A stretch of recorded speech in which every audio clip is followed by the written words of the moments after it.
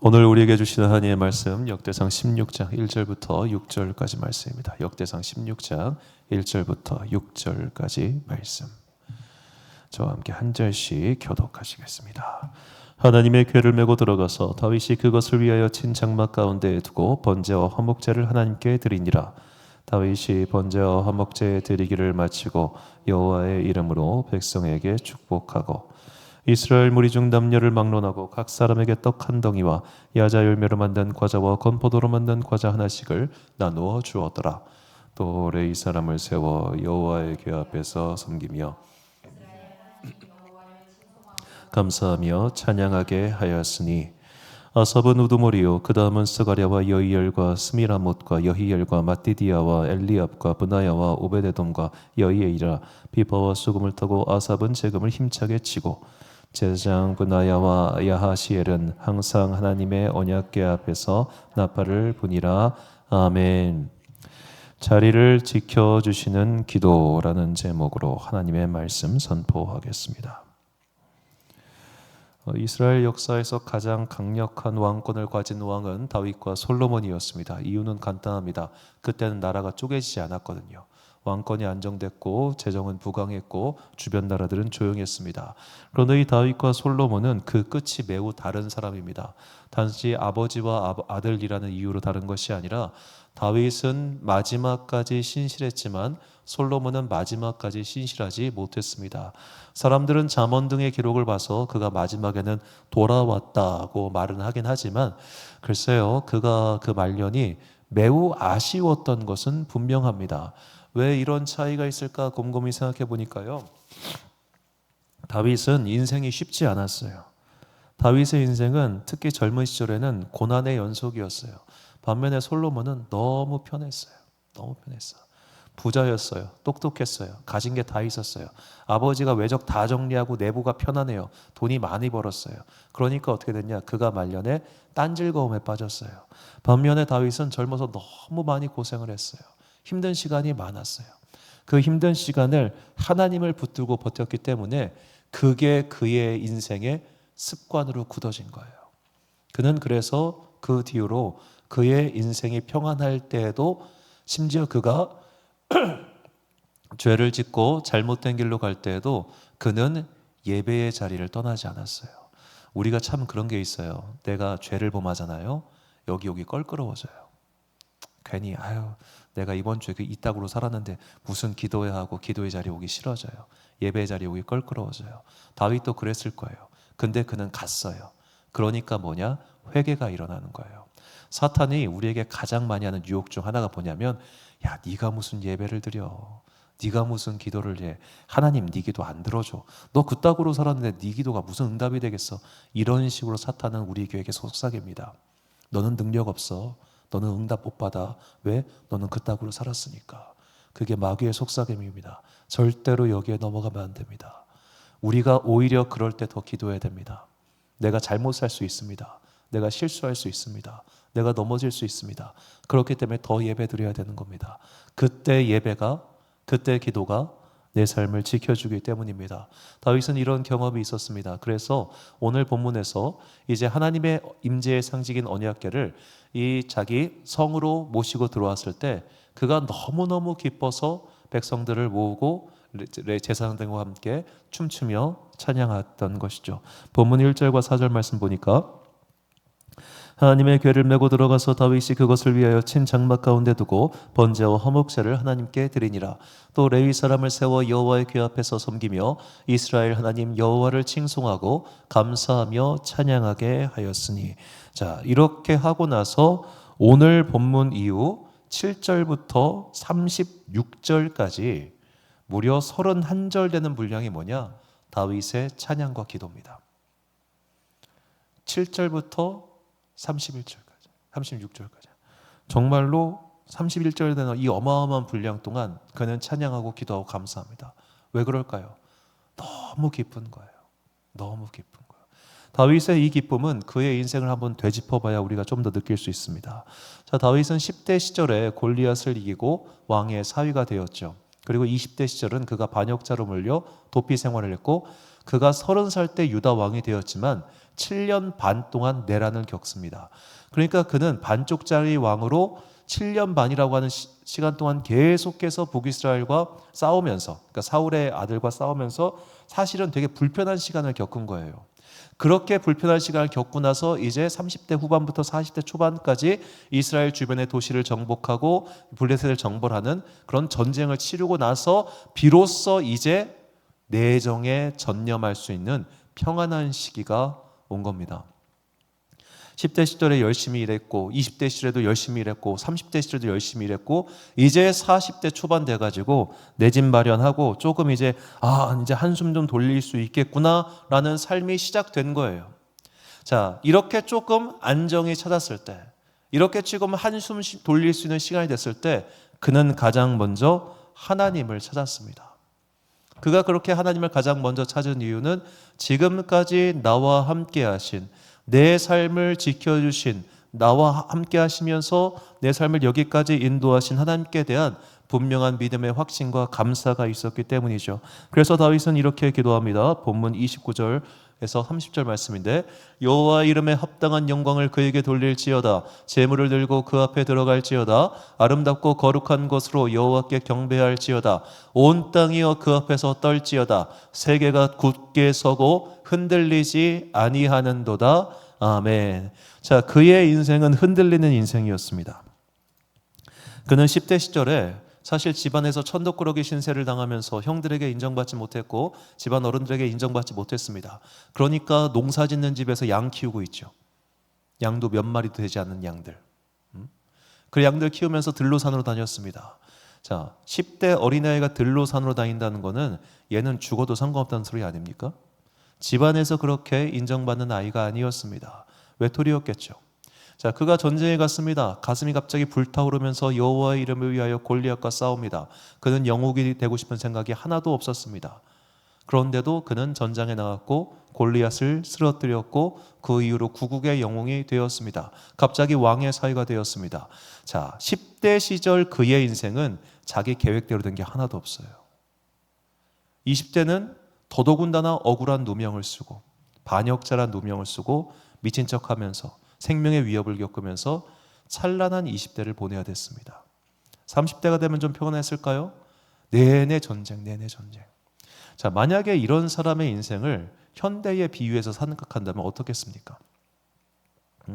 10대 시절 참 어렵게 집에서 구박받으면서 하다가 20대 시절부터 남들 막 캠퍼스 가고 막 이렇게 할 때 나는 열심히 인형 눈알 붙인 알바하고 있는 거예요. 얼마나 힘들어요. 너네 집 가가지고 그냥 고기판 불판 닦아야 되고 힘든 시기를 보내는 거예요. 그리고 30대가 됐어요. 30대가 되면 평안해야 될 텐데 빚 갚고 있네. 40대가 됐어요. 이제는 빚 다 갚고 내 집도 마련하고 그럼 좋잖아요. 그 다음에 뭐가 와요? 병이 와요. 아파. 온몸이 쑤시지 않는 곳이 없어. 참 그런 거 보면 인생이 불공평한 것 같아. 힘들게 사는 분들 보면은 진짜 힘들게 살아. 그런 분들은 70대 가면요 몸이 남아있는 곳이 없어요. 남아있는 곳이 없어요.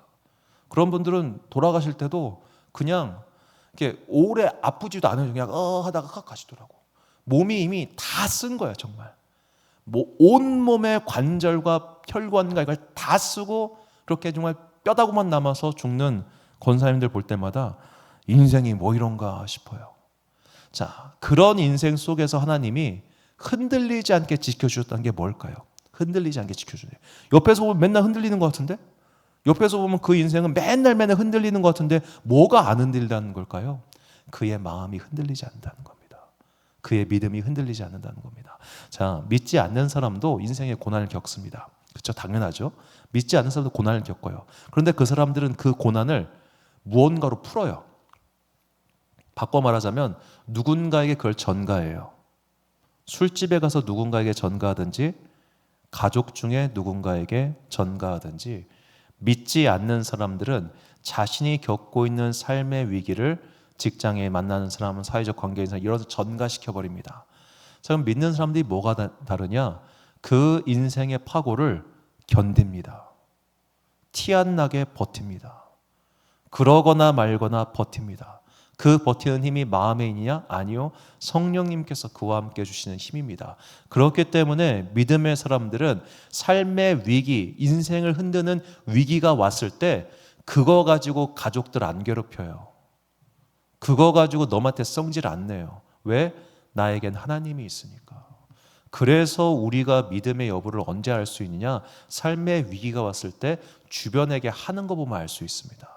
삶의 위기가 왔어요. 맨날 울면서 어떻게 야 나 좀 살려줘봐. 맨날 이렇게 말하는 사람 그거 믿음 약한 거나 없는 거예요. 혹은 위기가 왔을 때 맨날 막 부수고 때려 부수고 승질내고 뭐 하는 사람 믿음이 약한 거예요. 어떤 사람이냐? 요동하지 않는 사람.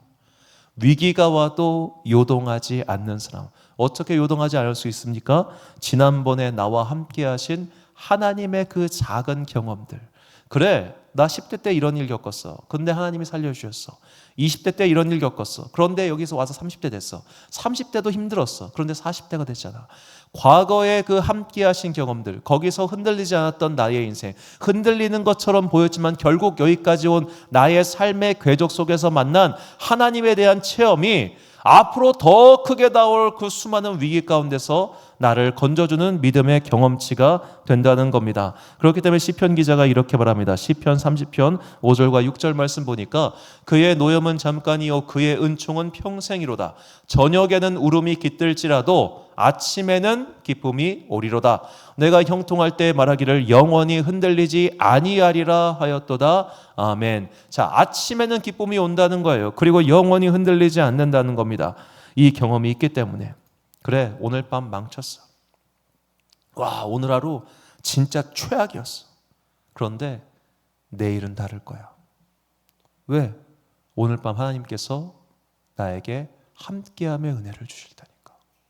나는 오늘 밤 하나님께 기도하고 잠이 들 거니까. 나는 오늘 하나님께 더욱더 기도할 것이기 때문에 내일의 소망이 생기는 겁니다.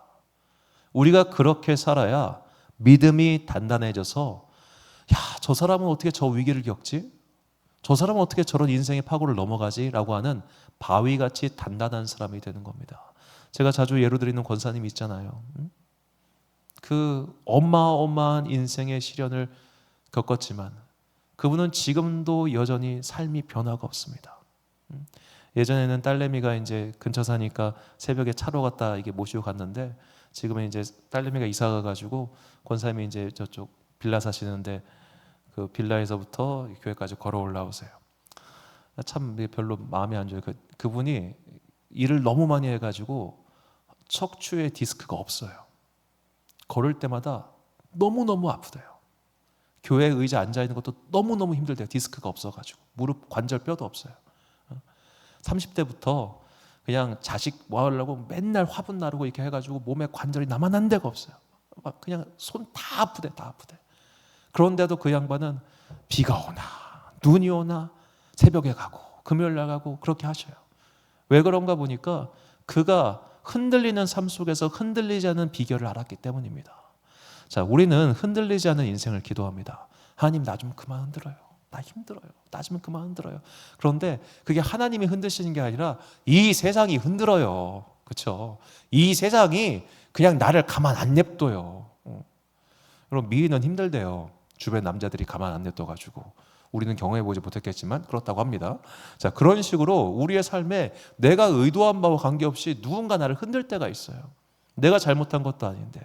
자, 예를 들어 이번에 부동산 대책 발표됐잖아요. 갑자기 시사회가 확 넘어가 버리는데 대출 규제 해버리고 그러면 서울에서 이제 사진분들은 어떻게 힘들 거 아니에요. 그러면 그분들도 지금 기도하고 있을 거예요. 분명히 주님 대출 규제가 풀리게 해주세요. 나 어떻게 해요. 경기도에 출퇴근 너무너무 힘들어요. 분명히 누군가 그렇게 기도하고 있을 거예요. 이루어지길 진심으로 저도 바랍니다. 자, 그런 식으로 요 국가 정책이랑 내 삶이 연결돼 있어 어떡하냐 이 말입니다. 그렇죠? 자, 이렇게 삶이 나를 흔들 때 내가 흔들리지 않으려면 정신 차리고 기도해야 됩니다. 그렇게 내가 기도의 자리를 지키면 기도가 내 삶을 지켜줍니다. 시편 기자가 이런 경험이 있기 때문에 또 이렇게 말합니다. 시편 66편 9절부터 10절부터 12절까지 말씀 보니까 하나님이여 주께서 우리를 시험하시되 우리를 단련하시기를 은을 단련함 같이 하셨으며 우리를 끌어 그물에 걸리게 하시며 어려운 짐을 우리 허리에 메어 두셨으며 사람들이 우리의 머리를 타고 가게 하셨나이다. 우리가 불과 물을 통과하였더니 주께서 우리를 끌어내사 풍부한 곳에 들이셨나이다. 아멘. 자, 모든 시련이 있었습니다. 그런 여러 가지 연단이 있었습니다. 그런데 결국 주님께서 그걸 다 통과한 이후에 어떻게 하게 하셨냐? 풍부한 곳에 들어가게 하셨다. 자, 지금이 그 풍부한 것이 언제가 될지 모릅니다. 그리고 안 올 수도 있습니다. 우리 살아있는 동안. 그러나 우리는 믿습니다. 이 삶이 끝난 이후에 반드시 하나님 나라에 들어가서 그곳에서의 정산까지 있습니다.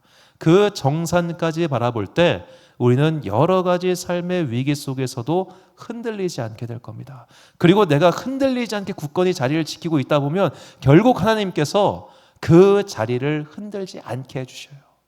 제가 이걸 이번 주에 순간 깨달았어요. 새벽에 이제 교회를 오는데 문득 이 새벽 기도의 자리가 너무 감사한 거예요. 자, 뭐 솔직히 4년 동안 아무도 없는 새벽 자리를 지키는 게 저도 속으로 이게 뭐 하는 짓인가 싶었습니다.